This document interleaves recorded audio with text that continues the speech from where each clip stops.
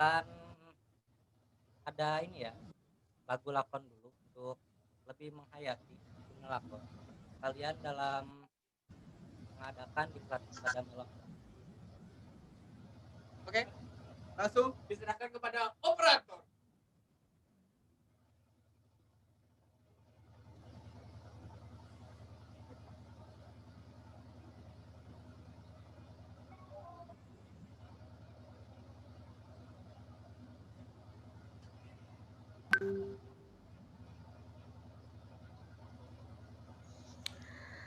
Aku mencari kerinduan sejati,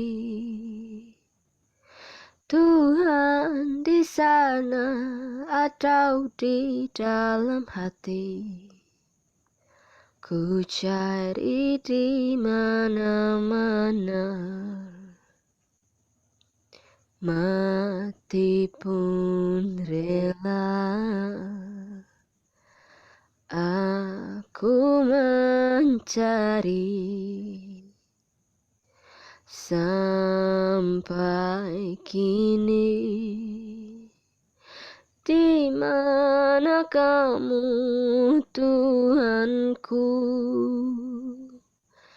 Di mana kamu sembunyi? Aku butuh ketika hati lusuh. Aku semakin membusuk, membusuk.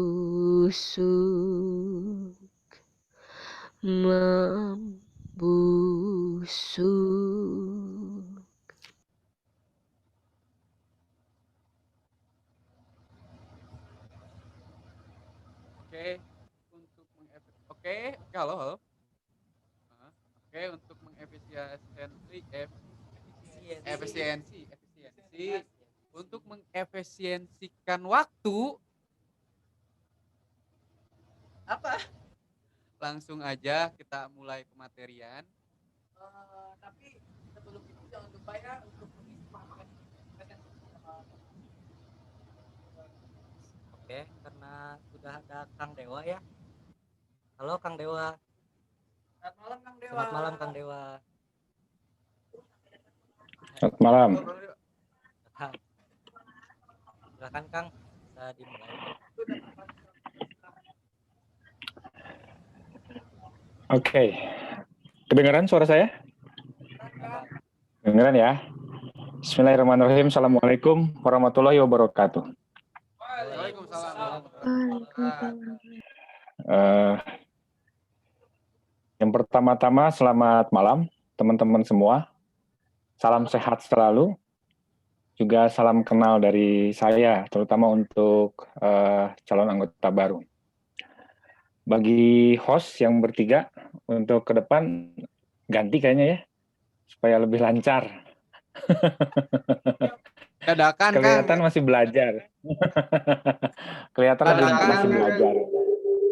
Dadakan kabeh jadi MC duluan karyawan. Nya tongerakeun atuh di hadapan calon anggota, angke disangkana kualitasnya siga kitu. Oke. Tadi itu dibuka dengan sebuah himne lakon. Saya masih dalam pembuatan pementasan pada saat itu, di mana sejarah himne itu adalah pada tahun sekian, saya lupa, pada pementasan Suksesi. Itu naskah Riantiarno yang kemudian ada teks syair yang kemudian kita gubah menjadi sebuah lagu dan akhirnya menjadi sebuah himne. Wah, dijadikan himne oleh teman-teman lakon kemudian. Tapi lagunya tadi mah rada siga ibit ge adanya, sahanu nyanyina. Rada ya juga gitu. Kalau yang aslinya sih nggak begitu. Oke, teman-teman semua, hari ini saya diminta untuk mengisi materi tentang keaktoran atau pemeranan. Saya tidak akan memberikan materi yang menggunakan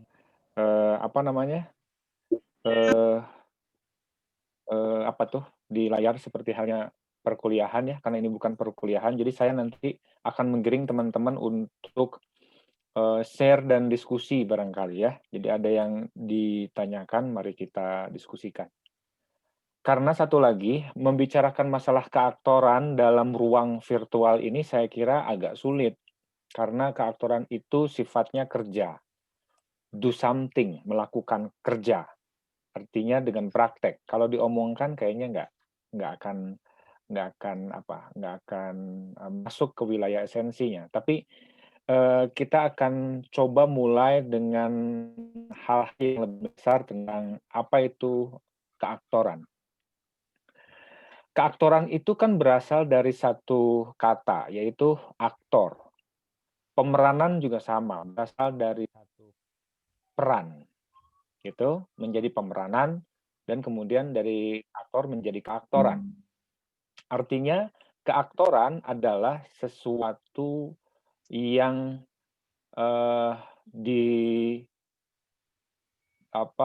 dipelajari.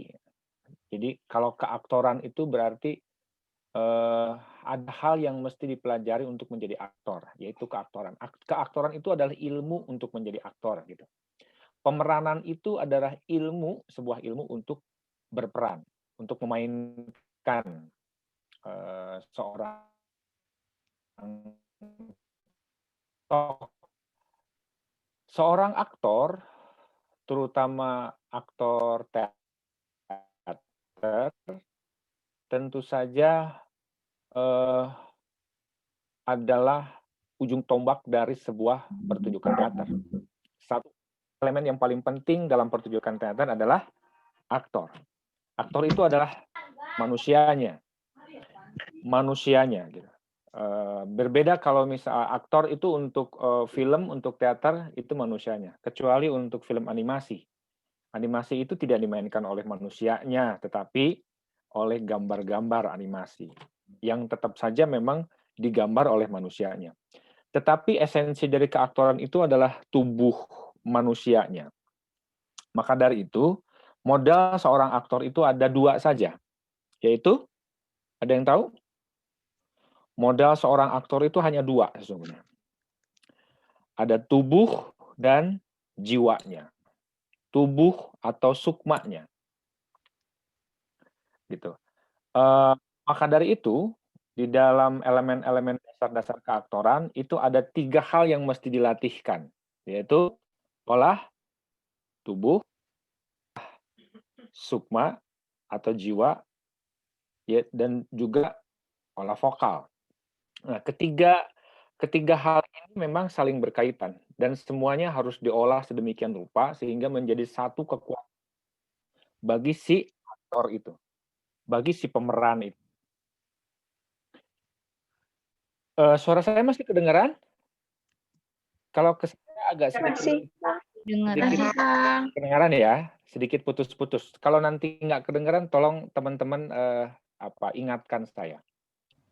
Baik, Kang. Jadi olah tubuh, olah vokal, olah sukma. Nah, apa yang dinamakan olah tubuh? Apa fungsinya olah tubuh? Kan gitu ya. Jadi kasarnya begini, karena modalnya adalah tubuh itu dari ujung kepala sampai ujung kaki, maka dari itu seluruh elemen kepala sampai kaki harus diolah sedemikian rupa sehingga mendapatkan tubuh yang siap pakai. Siap pakai itu yang kayak gimana? Apakah badannya yang kekar karena harus diolah tubuh? Kan gitu. Apakah harus berotot? Tidak. Seorang aktor tidak butuh otot yang kuat atau otot yang bisepnya yang kuat gitu. Kalau laki-laki kekar tidak perlu. Tapi yang penting adalah stamina dan elastisitas tubuhnya yang cukup.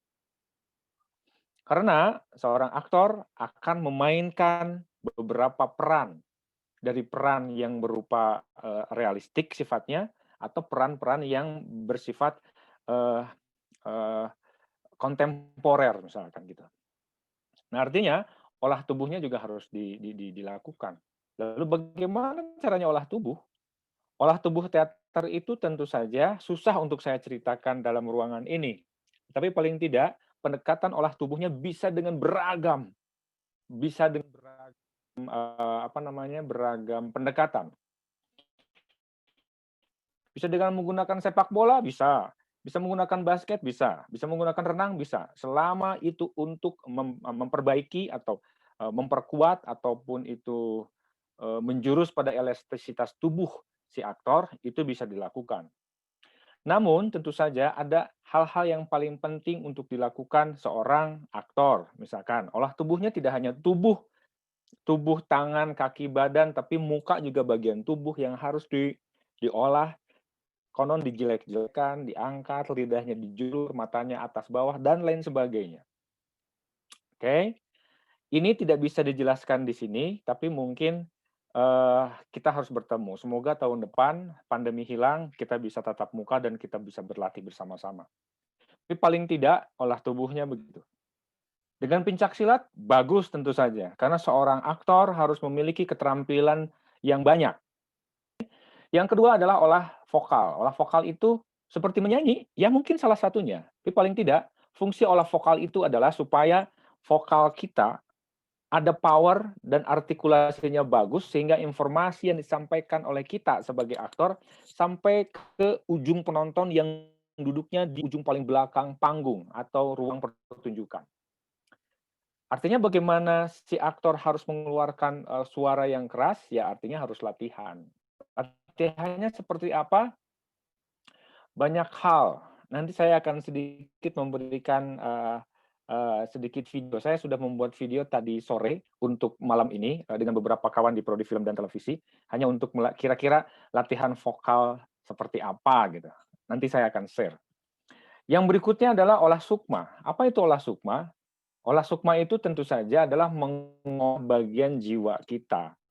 Mengolah jiwa tuh kayak gimana ya? Misalkan begini, Stanislavski pernah mengatakan bahwa ada yang disebut dengan olah sukma dengan disebut dengan magic if. Apa itu dengan magic if? If tuh adalah apa bahasa Inggrisnya if?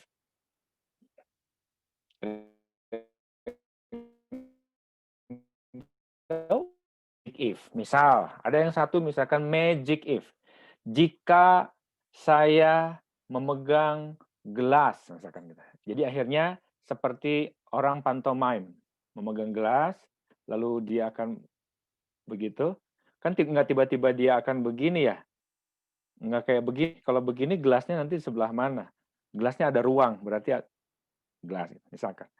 Lalu magic if jika saya menjadi seorang tentara. Berarti tentang tentara akan seperti apa? Magic if jika saya menjadi seorang dokter.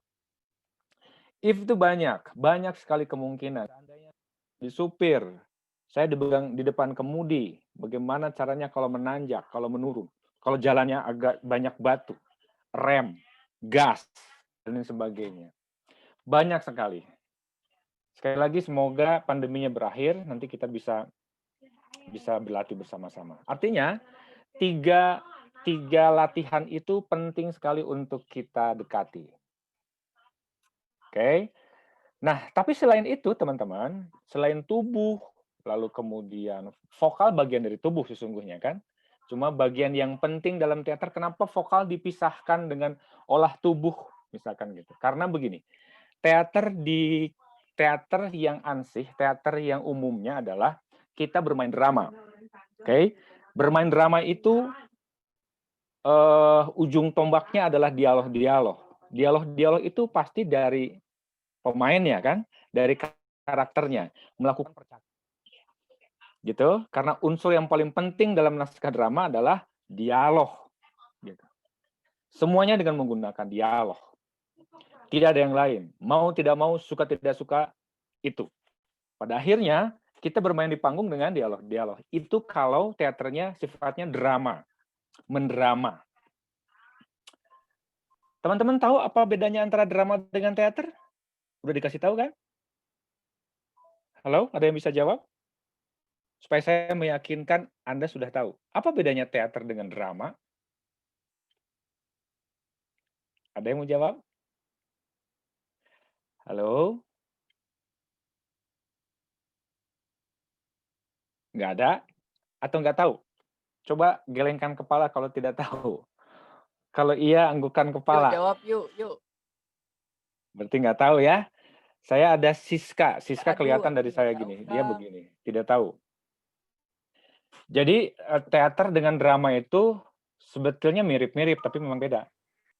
Dalam teater itu kan disebut sebagai the mother of art. Jadi ibunya dari kesenian. Jadi seluruh seni ada di teater. Salah satu seni yang ada di teater adalah seni drama. Ngerti? Drama itu bagian terkecil dari teater. Jadi yang kayak gimana sih? Drama itu kan ada seni rupa, seni musik, seni tari, seni sastra. Oke? Nah, drama itu adalah bagian yang paling tebal dalam teater karena di drama itu ada keaktoran. Oke, di dalam drama itu ada keaktoran. Kalau teater, ketika kamu menonton sebuah pertunjukan tari ada musiknya, sesungguhnya kalian sudah menonton sebuah teater. Teater. Teater yang disebut teater is eksperimental misalkan. Tapi sebetulnya bukan begitu. Namanya teater ya itu. Ketika ada kolaborasi antara seni drama, rupa, musik, gerak, termasuk sastra, itu sudah menjadi pertunjukan teater. Nanti ada teater tradisi, teater modern. Nah, itu bagian dramaturgi ya, bukan bagian dari pemeranan. Oke, sampai mana tadi ya? Olah tubuh, olah sukma, olah vokal, lalu kemudian satu lagi. Selain olah tubuh, olah vokal, olah sukma, yang dibutuhkan seorang aktor adalah intelijensi, kecerdasan, literasi, pengalaman, wawasan, dan lain sebagainya. Jadi olah tubuh, olah vokal, olah sukma tanpa disertai dengan kecerdasan, maka aktor itu tidak akan juga berbuat apa-apa selain hanya tubuh. Dia tidak bisa mainkan. Karena memainkan tokoh memerlukan wawasan, memerlukan kecerdasan. Misalkan begini, teman-teman semua. Kalau kita akan memainkan misalkan seorang pembantu, oke? Kita akan memainkan seorang pembantu. Yang harus kita tahu adalah siapa pembantu ini. Jadi kita harus mengurai dulu secara biografis tokoh ini. Siapa? Siapa pembantu ini?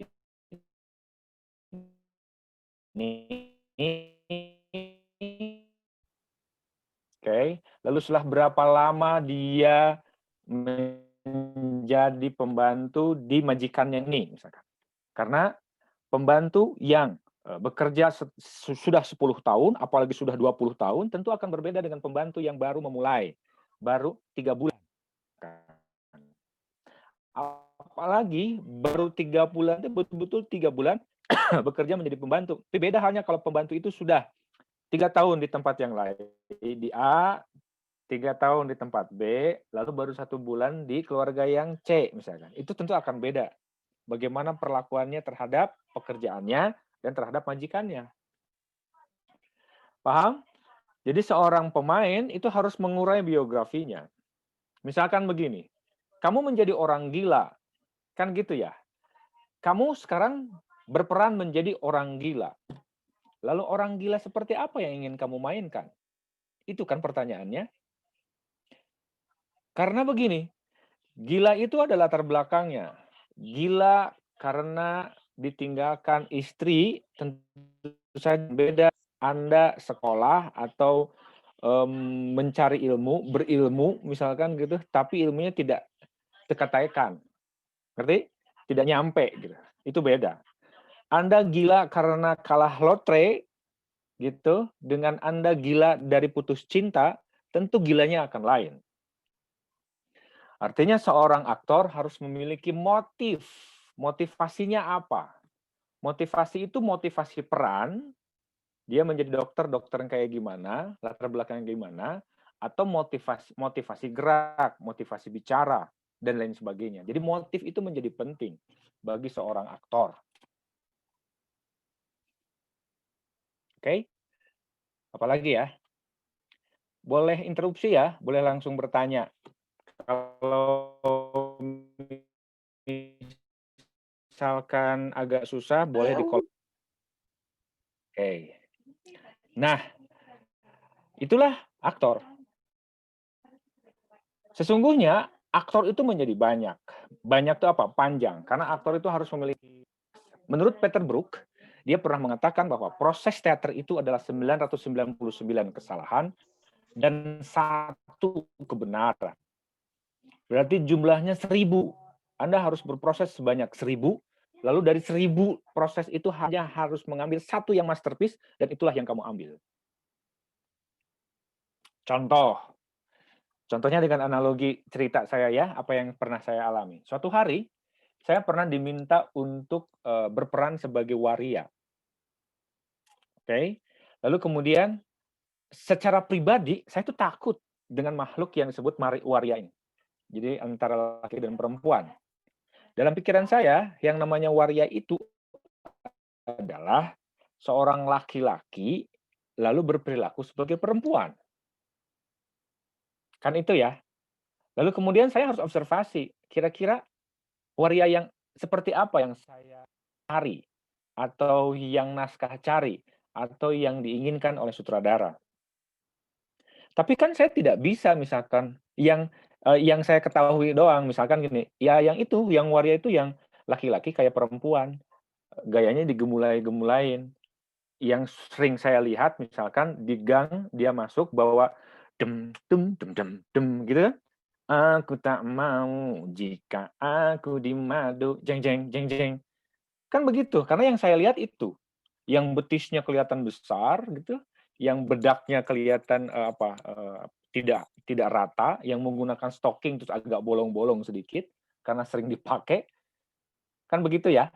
Nah, ternyata ketika saya harus observasi, saya harus ke komunitas mereka, saya masuk ke dalamnya. Kalau dulu sekarang nggak tahu ya. Kalau dulu ada tempat mangkal, tapi ini kan tingkat bawah berarti kan. Mangkal itu di Taman Maluku. Taman Maluku itu ada. Lalu saya ke sana. Meskipun saya takut secara pribadi, saya harus memasuki wilayah mereka karena saya akan memainkan tokoh yang inspirasinya dari mereka. Rupanya teman-teman, ketika saya datang dengan segala mencoba untuk berani, ternyata saya lihat bahwa di sana itu memang ada waria yang mirip sekali dengan perempuan. Cantik sekali. Bajunya tertutup, ada yang berjilbab. Artinya saya tidak bisa membedakan antara itu laki-laki atau perempuan, tapi itu waria. Lalu kemudian karena dia nggak ngomong, saya tidak pernah tahu bagaimana cara dia berkomunikasi. Yang kedua, kemudian ternyata ada juga waria yang cantik gitu, tapi dia membuka diri gitu. Pakaiannya seksi, bagian dia operasi gitu. Dia memperlihatkan kemolekan tubuhnya. Ada yang kayak begitu. Ada juga yang rupanya dia itu berkumis gitu. Cuman ngomongnya juga ada yang dari hidung, ada yang ngomongnya mirip sekali dengan perempuan, ada. Ada juga yang telanjang, maksudnya ngomongnya tuh nggak dia olah. Jadi kalau ngomong kayak laki-laki ya kayak laki-laki. Kalau bersin, wah gitu aja. Gitu. Terus kalau misalkan dia bilang ayah, papa, gitu biasa aja gitu. Nah, setelah itu saya juga jadi tahu kan mana waria yang betulan. Maksud waria betulan itu begini, ada orang yang sebetulnya dia tuh perempuan tapi terjebak dalam tubuh laki-laki. Kan kasihan yang kayak gitu kan. Dia merasa perempuan, tapi dia nggak bisa nerima bahwa tubuhnya adalah laki-laki. Ada yang kayak gitu. Tapi banyak juga mereka tuh cuma mangkal, mereka tuh cuma laki-laki biasa, mangkal nyari duit. Gitu. Nah, artinya mana yang harus kita pilih? Nah, itu wilayah observasi menjadi aktor. Jadi selain olah tubuh, olah vokal, olah sukma, kita harus observasi tokoh yang mana yang semestinya kita mainkan. Lalu setelah itu, saya ambil contoh-contoh dari mereka, gaya mereka, lalu saya rekam di dalam pikiran saya. Kalau sekarang kan ada handphone, tinggal rekam aja lenggok-lenggok mereka. Kalau dulu kan nggak ada saya liatin gitu. Lalu kemudian saya menjadi waria pada saat itu. Dengan teknis tentu saja, karena jiwa saya tidak menjadi waria. Jadi teknis gitu. Keseharian saya dengan beberapa teman saya cipika-cipiki selama proses latihan menuju pentas. Itu harus saya lakukan karena untuk pendekatan terhadap lawan main juga. Oke? Jadi seorang aktor selain memang harus mengolah diri sendiri, juga harus ada chemistry dengan lawannya. Harus janjian dengan lawan mainnya dan lain sebagainya. Contoh berikutnya, saya diminta untuk bermain menjadi Oedipus. Anda tahu siapa Oedipus? Oedipus itu seperti sang kuryang. Oedipus mencintai ibunya. Kalau dalam ketimuran sang kuryang, sang kuryang tidak sampai menikahi ibunya. Karena barangkali si penulisnya, yang kita tidak pernah tahu siapa yang nulisnya kan, itu masih ada nilai-nilai moral. Jadi seorang anak jangan sampai menikahi ibunya. Mungkin sisi agama pada saat itu ya. Tapi kalau Oedipus, itu adalah seorang anak yang menikahi ibunya setelah dia membunuh bapaknya. Dan dari ibunya, dia memiliki anak 4 orang. Artinya yang menulis kisah ini kan menurut saya sadis ya. Kok dia sampai tega sih? Bisa sampai seorang anak menikahi ibunya. Misalkan gitu ya. Dan rupanya memang menikahi ibunya juga tidak sengaja. Jadi dia ingin menjadi raja dengan membunuh seorang raja. Raja itu adalah ayahnya. Jadi yang membuat dia menyesal, saya itu tidak perlu membunuh untuk menjadi raja. Karena anak raja, ya kedepannya akan jadi raja. Kan gitu ya. Jadi bagaimana dilematis si anak ini. Kemudian dia tahu bahwa yang dia nikahi adalah ibunya. Lalu kemudian dia punya anak 4. Kebayang nggak? Jadi ketika dia berbicara dengan anaknya itu, bahwa kau adalah anak dan adikku. Anak sekaligus adikku. Dan kau istri sekaligus ibuku. Wah, itu kan perih gitu. Dan sebagai pemain, saya nggak bisa membayangkan saya mencintai ibu saya, bahkan menikahinya. Artinya bagaimana observasinya? Kan gitu.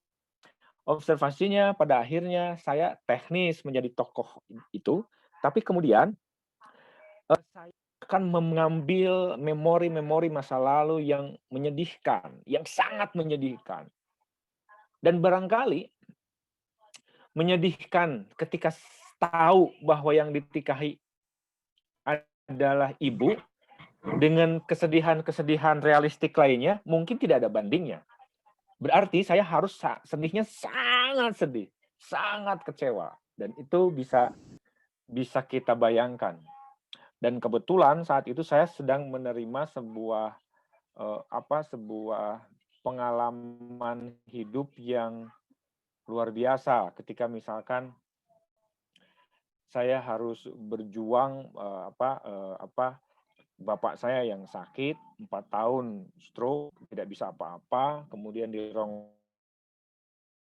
lalu berbicara masalah warisan, lalu kemudian juga dengan para kapitalis pemilik, lalu kemudian sampai rumah saya tergusur. Jadi semua pengalaman itu saya masukkan ke dalam peran. Jadi pada akhirnya apapun pengalaman yang saya terima, apapun kepedihan hidup saya, bagi seorang aktor harus bisa menjadi energi untuk menjadi karya. Ngerti? Seorang aktor itu tentu saja harus mengambil seluruh pengalaman pribadinya yang sedih maupun yang menyenangkan itu menjadi karya. Karyanya berupa keaktoran, bermain gitu. Artinya akan sangat banyak persoalan yang akan. Jadi gini, saya sih sangat berharap kamu memiliki masalah yang banyak ya. Kenapa? Gitu. Karena ketika kamu memiliki masalah, tentu kamu akan berpikir untuk menyelesaikan masalahnya kan? Itulah sisi kreativitas. Gitu. Jadi ketika kamu bisa menyelesaikan masalah, kreatif. Jadi kreatif itu bukan persoalan seni saja, tapi selama kamu bisa menyelesaikan masalah, kamu kreatif. Lalu masalah itu akan kamu rasakan, betul? Di sini akan kamu rasakan. Nah, itu bisa kamu buka pada suatu saat untuk dijadikan motivasi memerankan seseorang. Sesuai dengan permintaan naskah, permintaan suara, dan lain sebagainya. Itulah yang dinamakan pemeranan, keaktoran. Jadi ilmunya banyak. Jadi gini, selama berapa puluh tahun ya, saya dari tahun 92 secara formal latihan teater, tapi sesungguhnya saya sudah terjerumusnya sejak kecil gitu. Tapi secara formal tahun 92 semenjak saya kuliah, lalu terjerumus sampai sekarang. Artinya pemeranan, teman-teman, tidak hanya melulu ngomongin acting, ngomongin memerankan seseorang dalam panggung. Tapi pemeranan itu adalah sebuah ilmu yang sampai sekarang itu sangat bermanfaat untuk saya. Jadi pemeranan itu bukan melulu persoalan estetis, tapi persoalan hidup dan kehidupan. Pada minggu yang lalu saya sempat cerita bahwa saya ini orangnya pemalu. Sejak saya kecil saya pemalu. Saya berjarak dengan orang, barangkali antisosial. Tapi sejak saya ikut teater, saya dilatih berbicara, saya dilatih berperan. Memang sisinya peran gitu ketika saya latih. Tapi impact-nya sangat luas. Padahal pemeranan bagi saya adalah terapi bagi saya. Sehingga saya bisa bicara di depan orang seperti sekarang di depan kalian. Meskipun saya hanya menghadapi layar monitor. Tapi paling tidak saya bisa berbicara dengan orang banyak. Saya bisa berdebat dengan orang lain, kan gitu. Kan sisi positif dari pemeranan itu. Lalu saya bisa mengolah suara sehingga suara saya bisa kedengaran sampai ke belakang. Paling tidak saya bisa menjadi seorang guru yang baik. Bukan berupaya untuk menjadi guru yang baik. Karena sesungguhnya teman-teman gini, seorang aktor yang baik, kita lihat saja guru. Guru adalah aktor yang baik. Kalau guru itu juga melakukan atau mempresentasikan atau mengimplementasikan teori-teori atau ilmu-ilmu pemeranan. Misal, bukankah seorang guru harus menguasai materi sebelum dia belajar mengajar? Ya kan? Tentu dia akan mempelajari apa yang akan, misalnya geografi, dia akan mempelajari geografi dulu, materi besok tuh apa ya? Kan gitu, matematik juga sama, semua juga sama.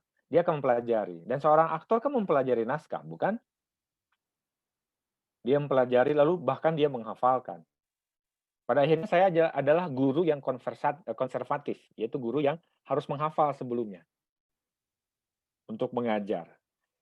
Setelah menguasai materi, bukankah harus memiliki metode untuk menyampaikan materi yang dia sudah hafalkan atau sudah dia kuasai? Dan seorang aktor juga begitu. Bagaimana caranya menyampaikan informasi kepada audiens? Kan gitu.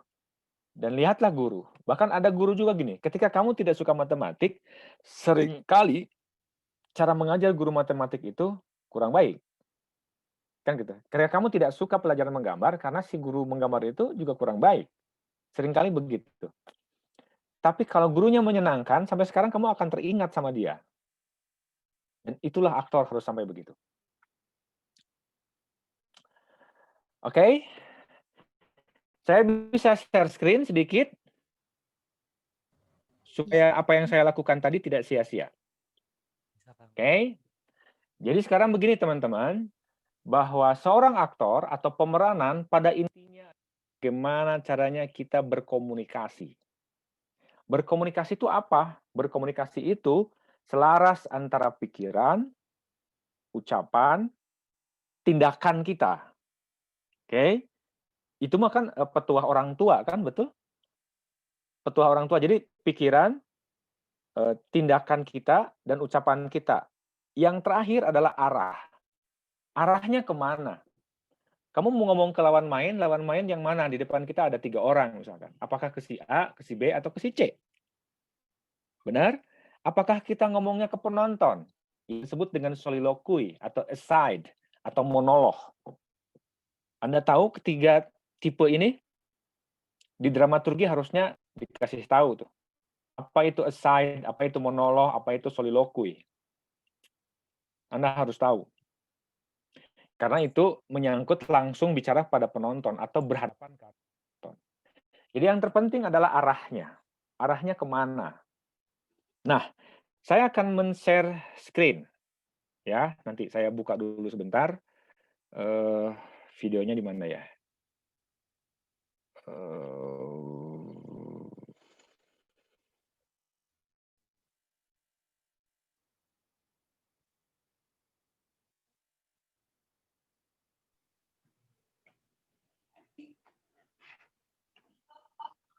Oke, ini ada nih. Oke. Oke. Sebelum saya share screen, begini. Jadi saya bilang kan arah ya, arah. Jadi saya memberikan sebuah permainan dalam workshop biasanya, itu menggunakan kata A, I, U, E, O. A, I, U, E, O. Jadi ketika kita berteriak A, tubuh kita seperti huruf A. Kalau kita berteriak U, tubuh kita seperti huruf U. Kalau I, seperti huruf I. Kalau O, O, gitu. Kalau E, disilangkan di depan. Oke. Itu adalah informasinya. Informasinya hanya A, I, U, E, O. Informasinya. Tapi informasi itu kan harus sesuai dengan apa tadi? Ucapan, pikiran, tindakan, dan arah. Jadi permainannya adalah saya membuat sebuah lingkaran, nanti saya share videonya. Lalu kemudian salah satu orang saya tunjuk, lalu kemudian silahkan kamu memulai ke arah mana. Mau ke kiri atau mau ke kanan. Kalau ke kanan dia akan mulai dari A misalkan, atau I atau U. Kita lihat dulu videonya sedikit ya.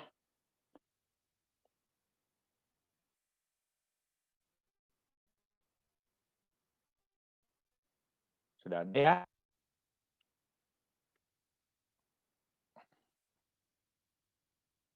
Nggak bisa ya? Nah, siap. Misalkan gini.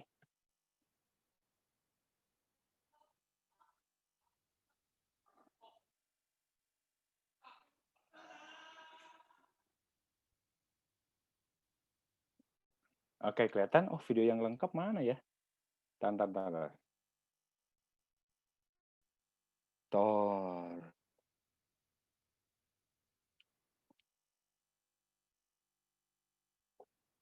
Oh, rupanya.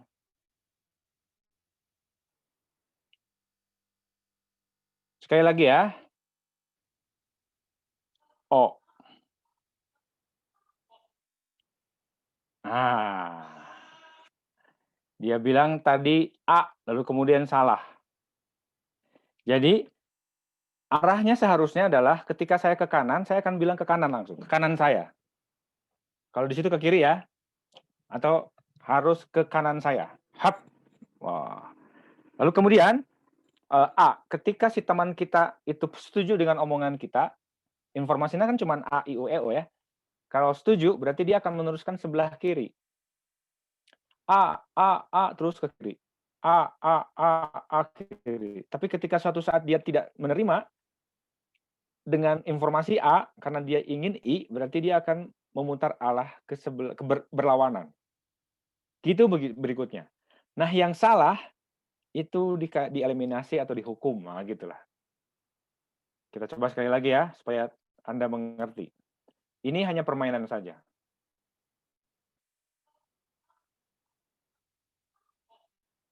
Oh, salah. Oke. Ternyata video yang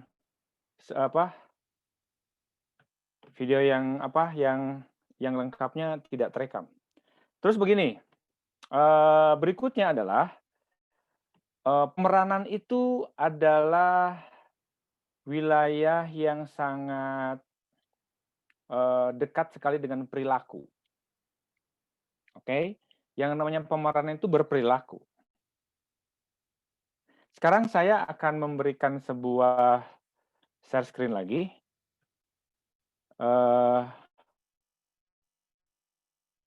Share screen lagi. Sebentar ya, dibuka dulu. Oke.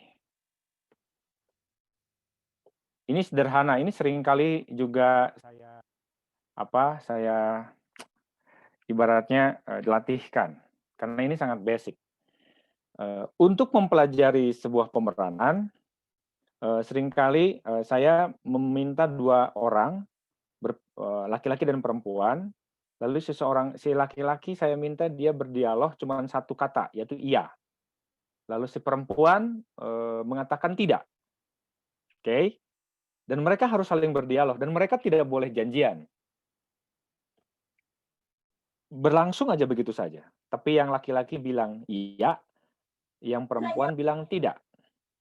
Hanya saya akan kasih tahu bahwa karakter iya dan tidak dulu. Bahwa karakter iya itu lebih positif, lebih menyerang, ofensif, lebih mengajak, setuju, dan lain sebagainya, positif. Tapi kalau tidak itu kan lebih defensif, lebih menolak, lebih menghindar, menjauh, negatif. 2 orang ini saya minta untuk melakukan itu. Mereka tidak boleh janjian dan mereka pasti akan bingung, saya harus bagaimana ya? Karena yang saya omongkan cuman iya. Melontarkan iya dengan 1000 atau 1.000.000 pendekatan tentu saja, boleh. Mari kita lihat. Kita lihat ya.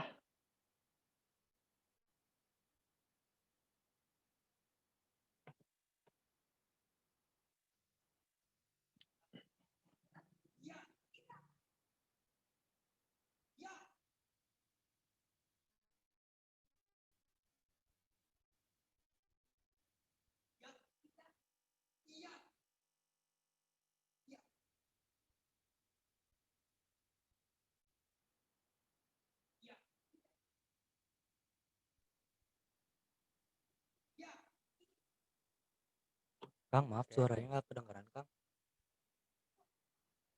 Nggak kedengeran gitu? Nggak ada, Kang, suaranya. Wah, jadi kumaha carana tuh?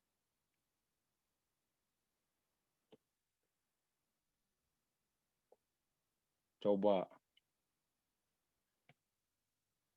Sekarang kedengeran nggak?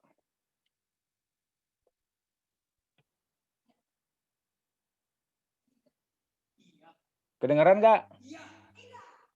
Kedengaran.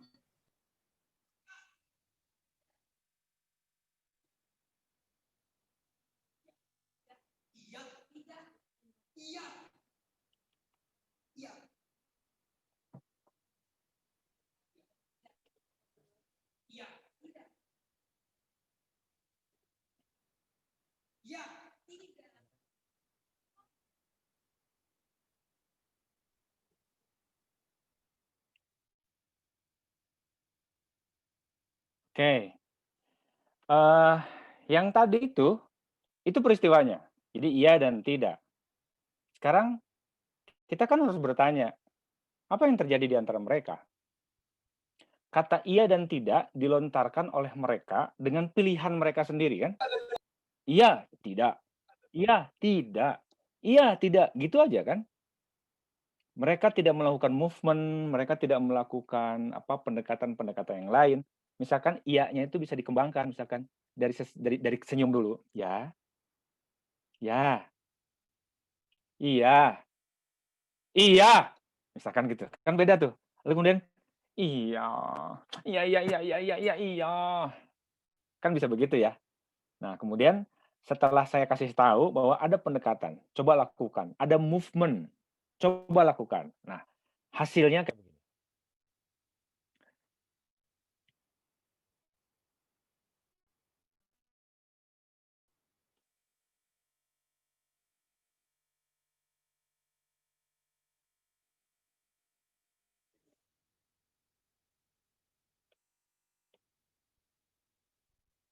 Oke, hasilnya kayak begini.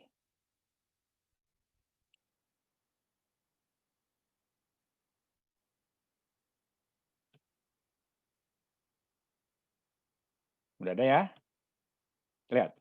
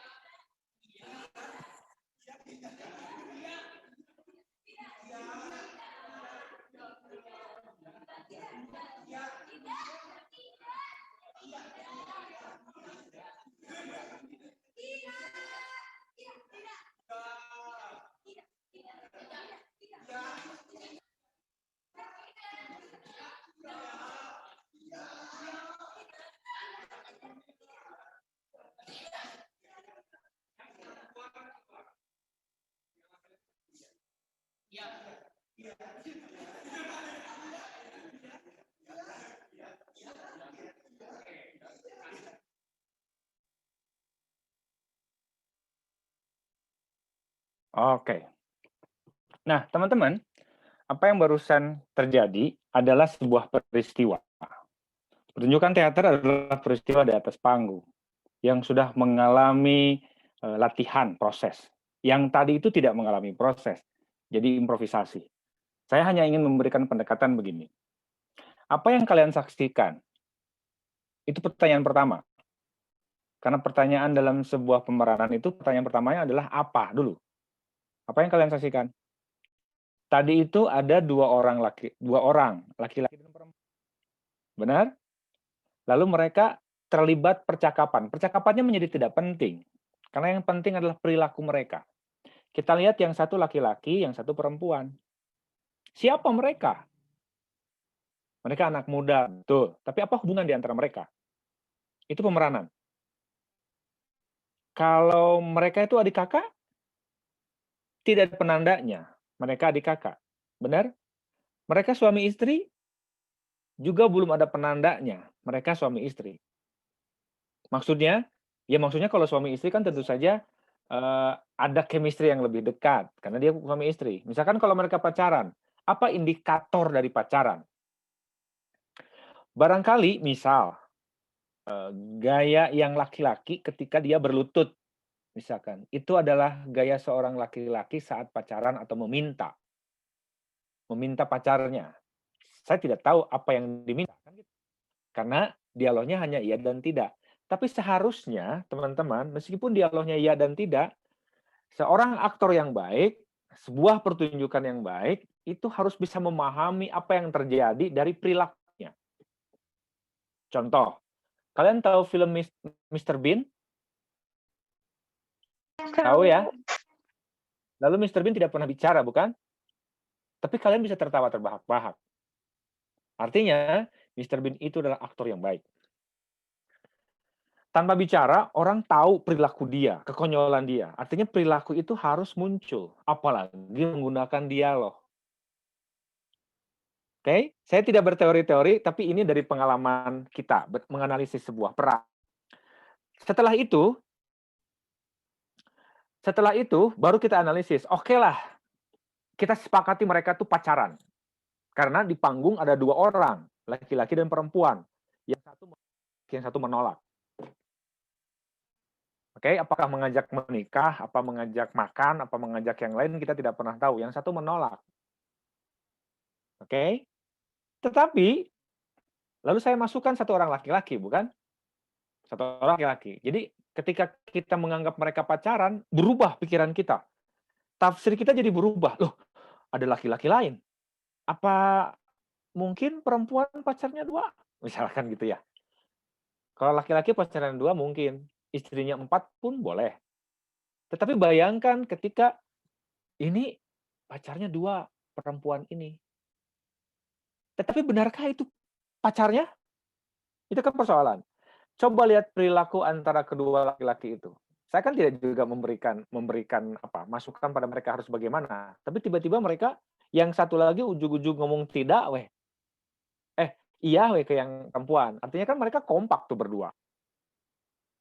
Kalau itu pacarnya 2, berarti si laki-laki dengan laki-laki pasti berantem tuh, memperebutkan si cewek yang satu. Kan gitu ya. Ini logika-logika. Jadi kita butuh motivasi. Tapi peristiwanya nggak kayak begitu. Berarti pendapat kita mengenai 2 orang tadi pacaran runtuh. Oke? Tiba-tiba yang 2 ini siapa? Oh, barangkali kakaknya. Itu adiknya. Misalkan kakaknya mengajak, ayo kamu pergi aja sama kita. Nggak mau, kan gitu. Intinya kan gitu. Tidak. Lalu muncul lagi yang laki-laki ketiga.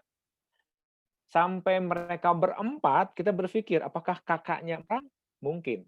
Karena masih jumlahnya 4 orang. Kebayang, kalau saya menyuruh teman-teman yang lainnya 10 orang laki-laki ke depan. Pasti agak mustahil ya kakaknya ada 10 laki-laki semua. Jadi kita punya tafsir lain. Oh, barangkali ini di kelas. Kan gitu. Mereka mahasiswa. Atau mereka itu adalah remaja masjid. atau remaja tarka. Kan gitu ya. Ketika muncul laki-laki perempuan yang lain, loh ini juga siapa? Oh, barangkali teman-teman yang lain. Tiba-tiba, tapi kan persoalannya antara laki-laki dengan perempuan. Kan gitu. Yang berbeda pendapat itu laki-laki dan perempuan. Jadi ada persoalan apa dan siapa mereka. Lalu di akhir saya bilang yang perempuan keluar. Maksud saya supaya peristiwanya berakhir. Tapi ketika yang satu keluar, si laki-laki agak bingung kan. Ya yang laki-laki saya bilang silahkan sok kalian bilang iya iya lagi. Iya iya iya kelihatan bingung. Tapi memang ini adalah sebuah improvisasi dan latihan. Mereka bingung karena mereka baru dengan permainan ini. Nah, artinya seluruh peristiwa itu kita lihat dari perilaku-perilaku orangnya. Maka dari itu, seorang aktor, kita harus mampu memberikan keyakinan pada penonton dengan perilaku kita. Apakah perilaku dokter seperti apa, perilaku sarjana hukum seperti apa, perilaku petani seperti apa, pedagang, dan lain sebagainya. Oke, untuk sementara kayaknya segitu dulu ah. Saya capek ngomong sendirian. Barangkali ada yang bisa disampaikan, atau saya kembalikan kepada MC Kondang yang bertiga. Masih ada di situ? Masih Kang, masih ada. Kang. Oke, saya kembalikan. Untuk sementara pemaparan saya begitu, karena keaktoran tuh bisa bertahun-tahun. Adalah proses. Untuk sementara itu dulu. Saya butuh feedback dari teman-teman. Oke nih, tadi kan pemateriannya udah ya. Coba Sebagian. ada yang mau menyampaikan nggak atau ada pertanyaan dari CAB-nya nih? Kan bisa ada yang masih bingung gitu. Saya ditanyain lagi selagi pematerinya masih ada. Yuk, tanya yuk. Daripada aku di sini dengerin hujan gitu kan.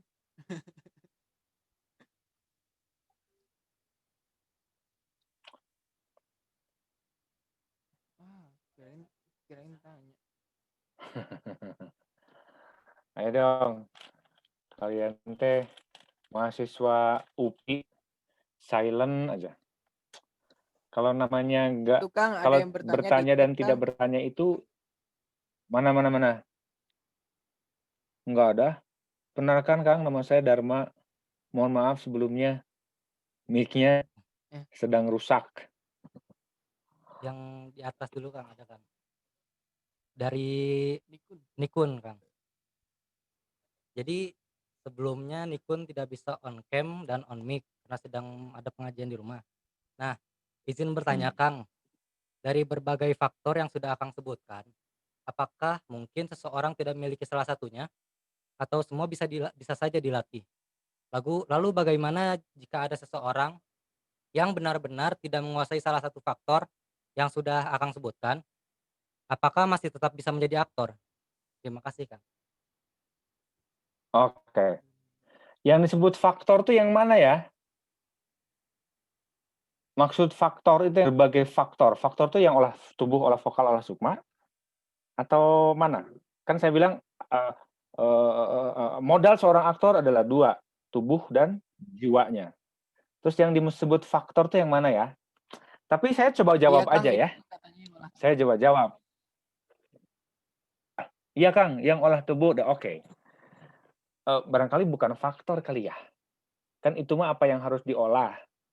Kan gini deh, kita mulai dari sini. Dari tubuh dan sukma.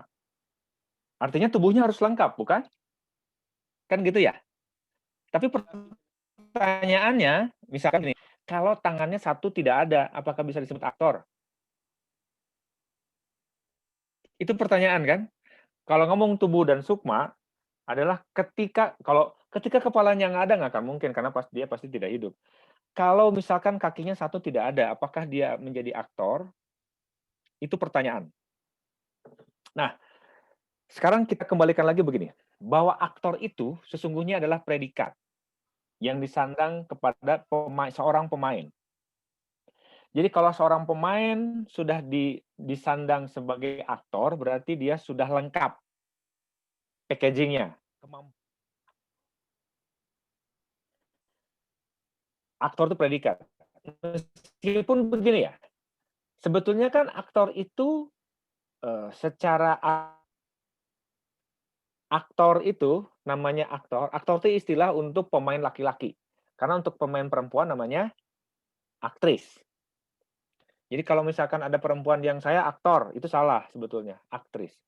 Tetapi kan akhirnya jadi bergeser pengertiannya. Jadi aktor itu adalah seorang pemain drama atau pemain film. Jadi ngomongin keaktoran, kenapa tidak keaktrisan? Kan gitu ya.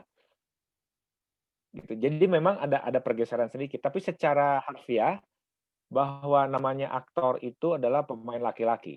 Nah, faktor yang tadi misalkan tubuhnya tidak lengkap. Kalau tubuhnya tidak lengkap, dia tidak akan bisa disebut aktor, tapi dia bisa disebut sebagai pemain. Karena apa?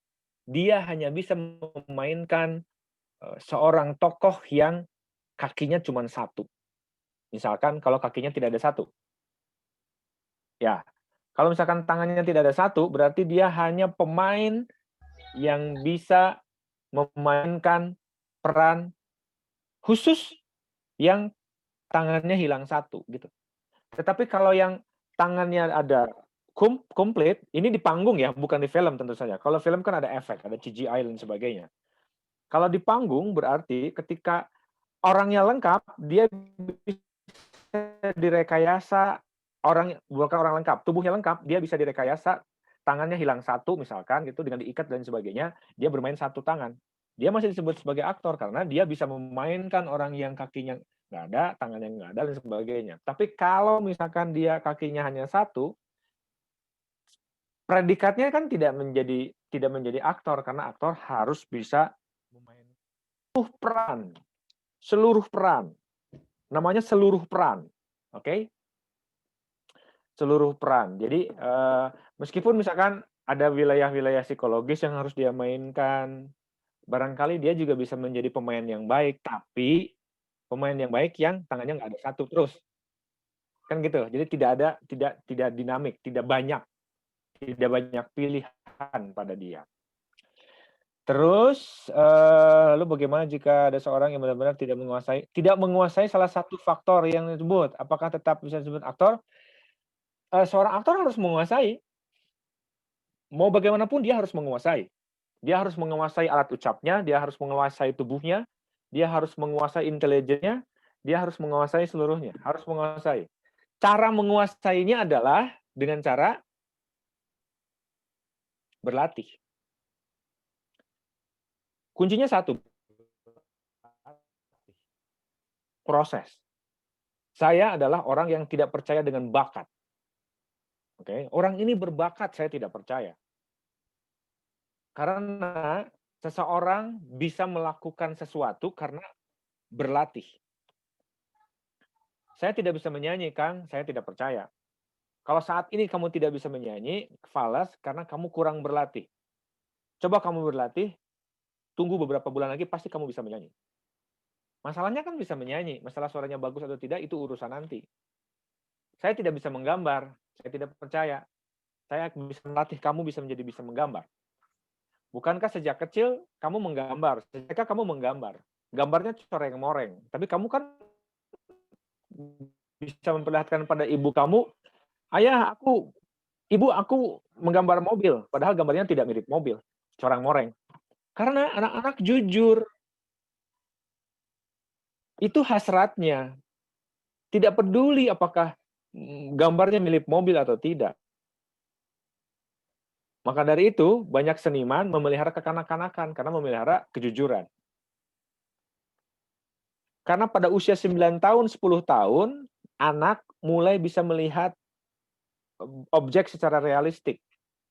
Jadi ketika misalkan dia melihat gambar mobilnya tidak sama dengan kenyataannya, dia menjudge diri sendiri. Artinya ketika Anda sampai sekarang merasa tidak bisa menggambar, pada umur 9 dan 10 tahun kamu menjudge diri sendiri bahwa kamu tidak bisa menggambar. Karena gambar kamu tidak sesuai dengan realitanya. Kamu gambar bunga kok seperti yang lain gitu. Nah, itu wilayah-wilayah psikologis, bro, kawan-kawan. Jadi pada akhirnya Latihan itu menjadi penting sekali. Maka dari itu, jangan pernah kamu bermimpi menjadi aktor kalau kamu kali 2 kali latihan, lalu merasa menjadi aktor. Jangan kamu merasa menjadi aktor atau pemain teater kalau kamu misalkan selama berapa hari berapa bulan latihan ada pendidikan pelatihan 3 bulan misalkan pendidikan latihan. Lalu kamu setelah pendidikan latihan dapat sertifikat, lalu tiba-tiba kamu merasa jadi aktor. Tidak bisa. Karena aktor harus proses, dan prosesnya sangat lama. Ketika kita mendapatkan naskah yang baru, kita akan berangkat dari nol lagi. Kita adaptasi lagi. Jadi peran A, peran B. Benar, latihan lagi dari awal. Olah tubuhnya, olah vokalnya, olah sukmanya. Blockingnya, pendalaman, semuanya. Semuanya. Gitu ya. Jadi untuk menjadi aktor, bukannya tidak mungkin, tapi yang penting adalah latihan.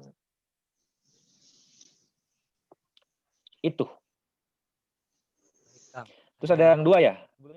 Kang, nama saya Dharma Virya Fiska. Mohon maaf sebelumnya, mic-nya sudah rusak. Izin bertanya.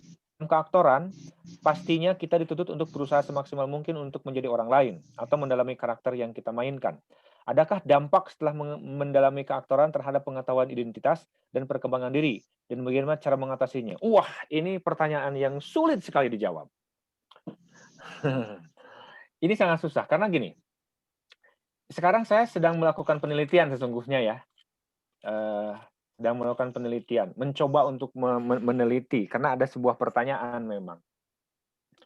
Pertanyaannya unik, dan ini juga menampar saya. Jadi ketika begini, saya ngobrol dengan seorang antropolog, terus kemudian dia bilang begini, Akang sudah lumayan beribuan karakter ya. Terus kemudian, Akang bagaimana caranya Akang pulang kembali?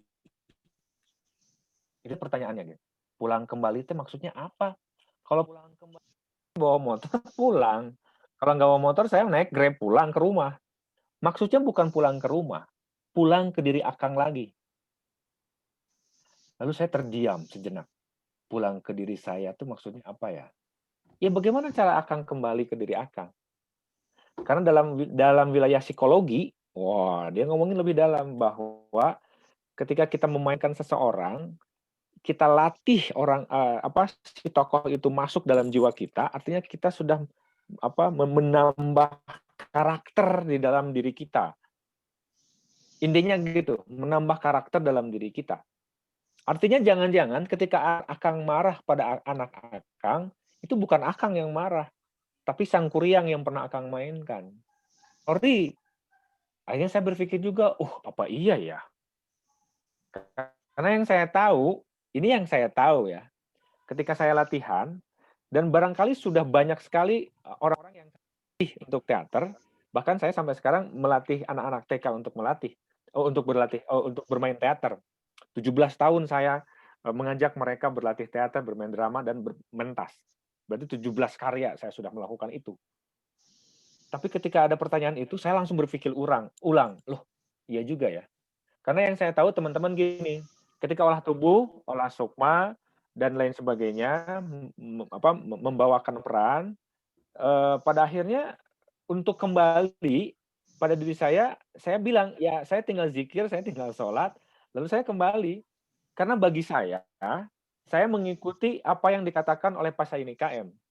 Namanya berperan itu adalah dalam realitas ambang.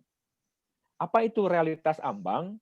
Realitas ambang itu analoginya di mana kamu berdiri di pintu, di lubang pintu, kamu berdiri di lubang pintu, kamu tidak masuk dan tidak keluar. Oke? Kamu tidak masuk dan tidak keluar, kamu berdiri di lubang pintu. Nah, peran atau berperan itu wilayahnya di situ. Jadi saya tidak masuk ke dalam. Artinya kalau saya masuk ke dalam berarti saya menjadi orang itu secara keseluruhan. Benar? Dan saya juga tidak keluar. Karena kalau saya di luar berarti saya itu ngomongin teknis belaka. Kalau ketawa ya ketawa yang tidak ada ruh di dalamnya. Saya kan belajar ketawa. Kalau bertawa tinggal selesai.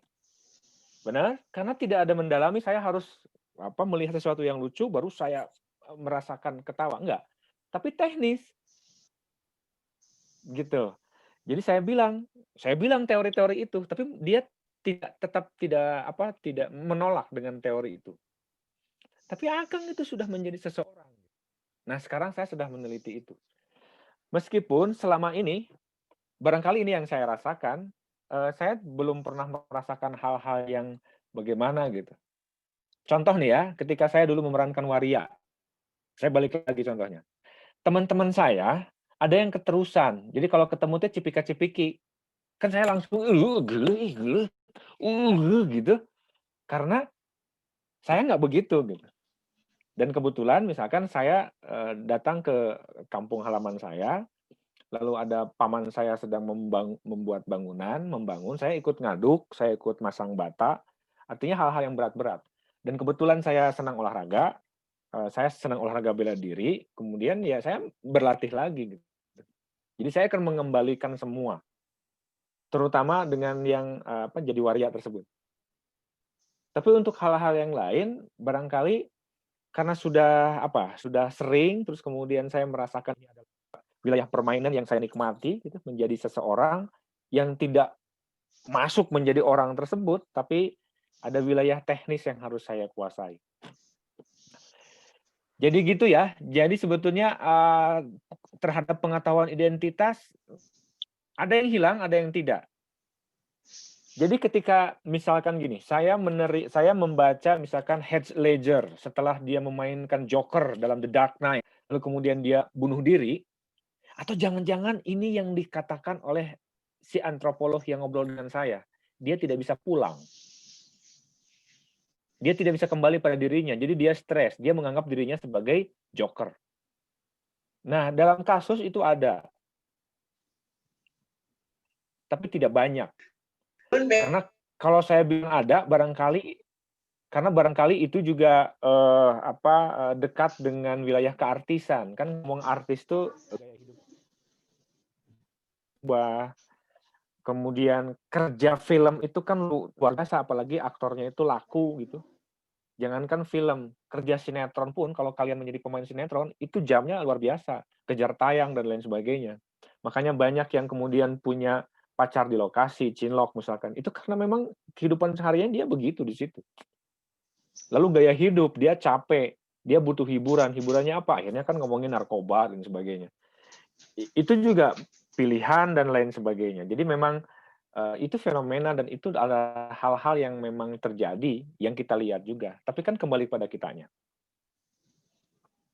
Maka dari itu seringkali sejak dulu yang saya tahu, orang teater itu tidak mau main film. Karena selain persoalan gaya hidup jadi berubah, tapi persoalan ekspresi. Kalau dalam teater, si aktor akan bermain kalau durasinya 2 jam, dia 2 jam aja awal sampai akhir dia berperan itu tanpa cut. Cut dari sutradara itu pada saat latihan. Tapi dalam film itu ada cut. Meskipun kamu sudah hafal, kemudian ada cut. Dan arti cut itu bukan kamu bermain jelek, tapi barangkali bagus, lalu kita lihat di sudut pandang yang lain, kamera dan lain sebagainya. Itu sebetulnya mengasihkan. Dan sekarang saya ada di wilayah itu, di wilayah 2 itu. Itu ya. Semoga jawabannya bisa menjawab dari pertanyaan teman-teman kita tadi. Oke, yang lain? Saya, Kang, izin bertanya. Boleh.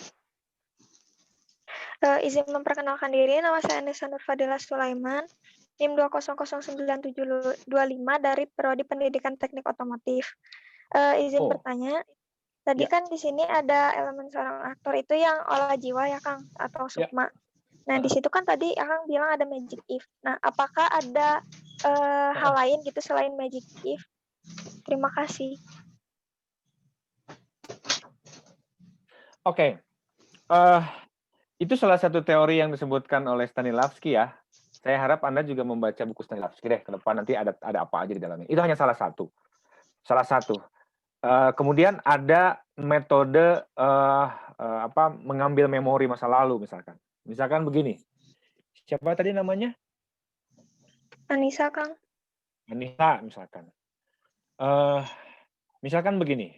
Coba Anissa sekarang kamu bayangkan atau kamu panggil kembali memori saat kamu tadi bangun tidur sampai hari ini bertemu dengan saya. Bisa dibayangkan? Bisa dibayangkan kan? Tadi pagi kamu bangun jam berapa? Lalu bayangkan, itu memori yang muncul.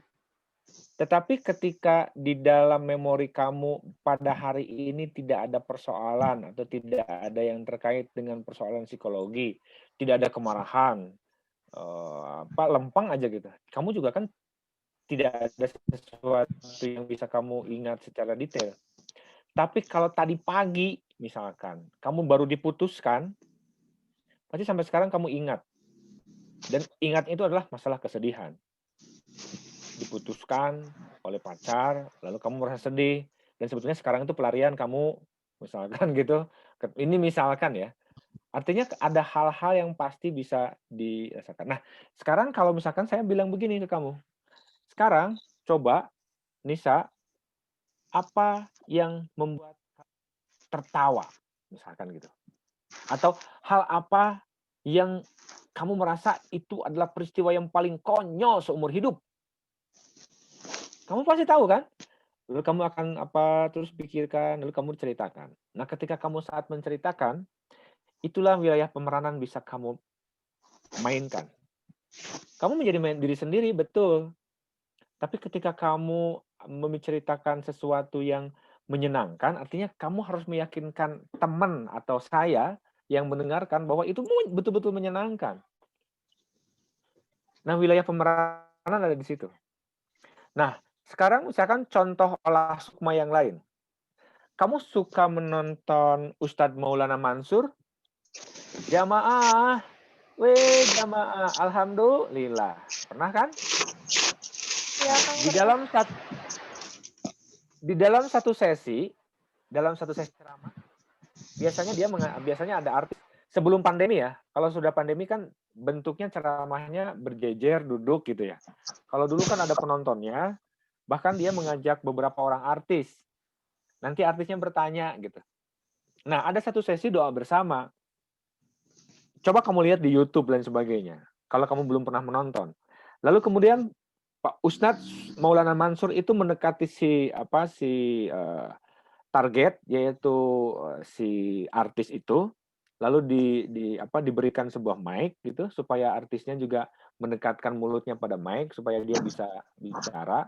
Lalu kemudian dia diminta untuk menutupkan matanya gitu. Menutupkan matanya sambil megang mic. Lalu kemudian Pak Ustadz ini lalu mengajak dia berdoa. Kamu coba dengar apa isi doanya. Seringkali yang dia ucapkan pertama kali adalah menceritakan ibu. Karena apa? Apapun kalau ngomongin ibu, pasti dia akan ternyuh, ingat, dan sebagainya. Apalagi kalau orang tuanya sudah meninggal. Terus kemudian bagaimana cara dia ngomong? Cara dia ngomong, kamu menjamkan mata ya. Terus saya ngomong misalkan, bayangkanlah ibu kamu yang sudah melahirkan kamu. 9 bulan kamu dikandung. 9 bulan tubuhnya berat perutnya karena di dalamnya ada dirimu. Terus kamu dilahirkan. Dia berjuang antara hidup dan mati. Terus dia ngomongnya tuh agak sedikit gitu. Kalau bahasa Sundanya tuh dareda apa? Disedih-sedih gitu. Kamu lagi merem dengar kayak gitu, pasti sedih. Coba kamu lihat muka Maulana Mansur. Pasti kita pengen ketawa karena lucu dia kan mukanya. Iya, kan? Tapi kalau kita merem, tapi yang kita bayangkan adalah teks yang dia omongkan. Sesungguhnya itu adalah metode olah sukma.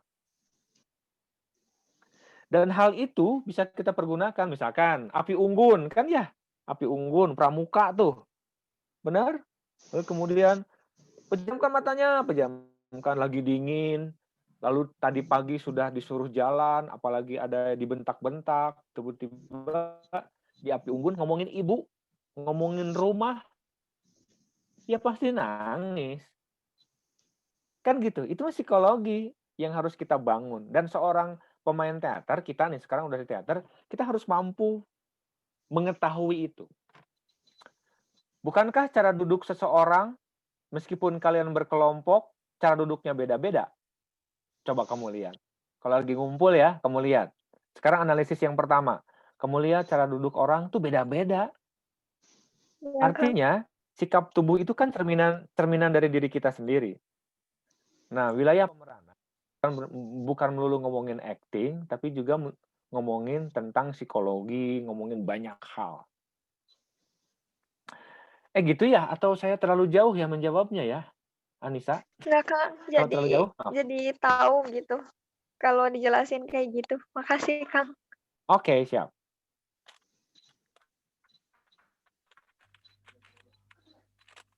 Ya, Oke, gimana? mungkin ada tambahan lagi, Kang. Berhubung waktu sudah lebih nih, Kang. Bagaimana, Kang?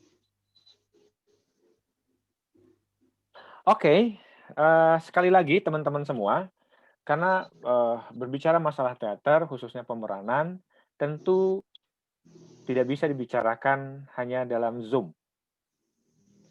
Tidak bisa. Mau tidak mau tidak bisa. Karena memang harus luring, harus ketemu, harus ada latihan, dan latihan itu memerlukan metode-metode tertentu. Jadi, sepertinya ini saja yang bisa saya sampaikan. Untuk pengetahuan teknis dan teorinya, bacalah buku, banyak bukunya, Google juga banyak, silahkan baca, tetapi semua itu memang harus dipraktekkan. Semoga pandemi berakhir, mulai tahun depan tuh hanya beberapa hari lagi, beberapa minggu ya. Semoga kita bisa bertemu, lalu kita bisa berlatih bersama, mendalami itu bersama. Tidak melulu ngomongin acting, sekali lagi, tapi pasti kita akan membongkar keseluruhan, analisis, jiwa, psikologi, dan banyak hal. Jadi, sekali lagi, selamat datang di Rimba Main-Main, memainkan, mempermainkan peran. Itu adalah wilayah-wilayah yang menurut saya sih menarik dan itu bermanfaat dari kehidupan saya. Semoga ke depan juga bermanfaat bagi teman-teman semua. Terutama jika semua deh memilih guru, memilih apapun, semuanya pasti akan bermanfaat. Begitu saja teman-teman semua. Terima kasih atas perhatiannya. Assalamualaikum warahmatullahi wabarakatuh. Waalaikumsalam warahmatullahi wabarakatuh. Ya, Kang. Baik, terima kasih Kang Dewa atas pemateriannya. Jadi aktoran itu ada dua hal yang utama ya, itu tubuh dan jiwa. Tapi selain itu juga jangan lupa untuk olah vokal, olah jiwa, olah sukma, dan selain itu juga ada fokus dari si aktor itu ada intelijensi dan jangan lupa juga untuk observasi. Iya gitu. Kita memainkan banyak peran nih. Sang Kuryang misal kayak tadi yang disebutin Kang Dewa itu jadinya bukan merubah identitas kita tapi malah menambah jiwa atau menambah karakter dari diri kita sendiri gitu. Oke, kawan-kawan, semoga pematerian kali ini bermanfaat dan kalian mendapatkan banyak hal yang baru dan semoga tidak bosan-bosan untuk belajar dan ingat jangan pernah puas terus belajar, oke? Selamat datang di main-main, memainkan dan dipermainkan. Memainkan peran. Oke. Terima kasih Kang Dewa. Sudah menjadi materi pada malam hari ini. Kita undur diri sebagai MC pada malam hari ini.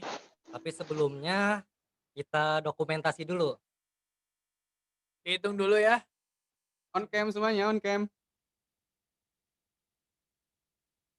Udah, siap? Udah siap. Udah. Ayo yang lain, ayo. On cam.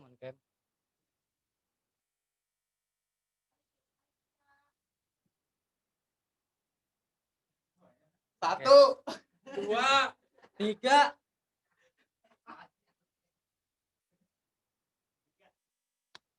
lagi dong. Selanjutnya. 1,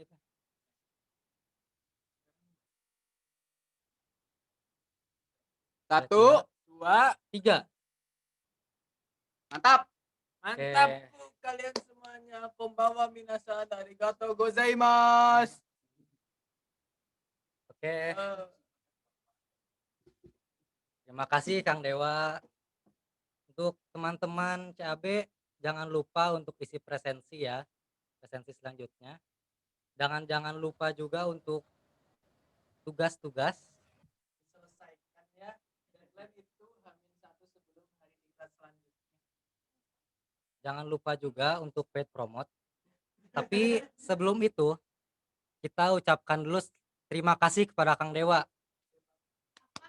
Terima kasih juga kepada CAB semuanya yang sudah menghadiri, kepada penata MC yang sudah senantiasa setia dengan jobnya di lakon.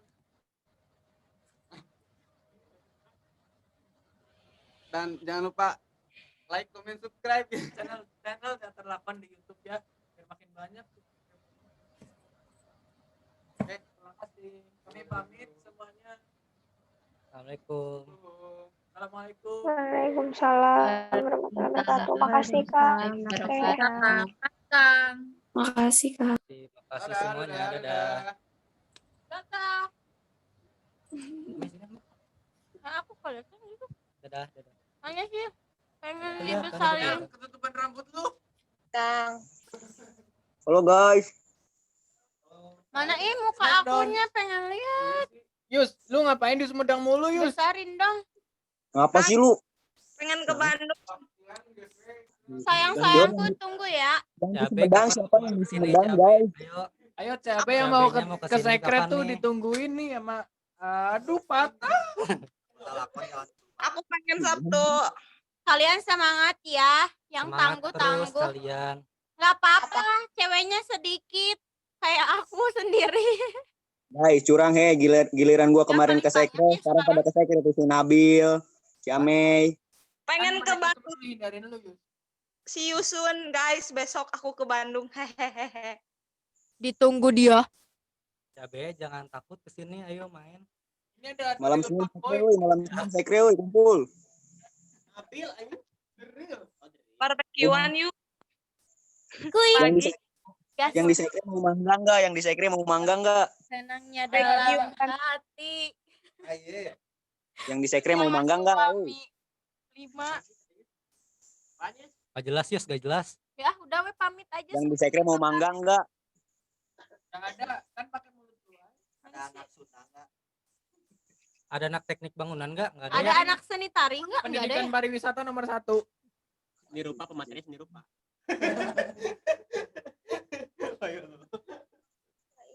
Hai. Dah. Masih ada. Ah, guys, thank you. Ini kayaknya yang lupa ini loh. Akila. Sama siapa Akila? Sama temen teh. Salsa. Biar kedengeran. Bye Amelia. Itu teman Akila ajakin masuk lakon aja. Iya katanya ada. Lumayan. Anjir. Aduh, parah banget. Jangan gitu. Udah sok aja lab aja ya semuanya. Bye bye. Dadah semuanya. Akhirnya stop itu recording di depan. Lupa. Tadi ntar masuk YouTube. Masuk itu.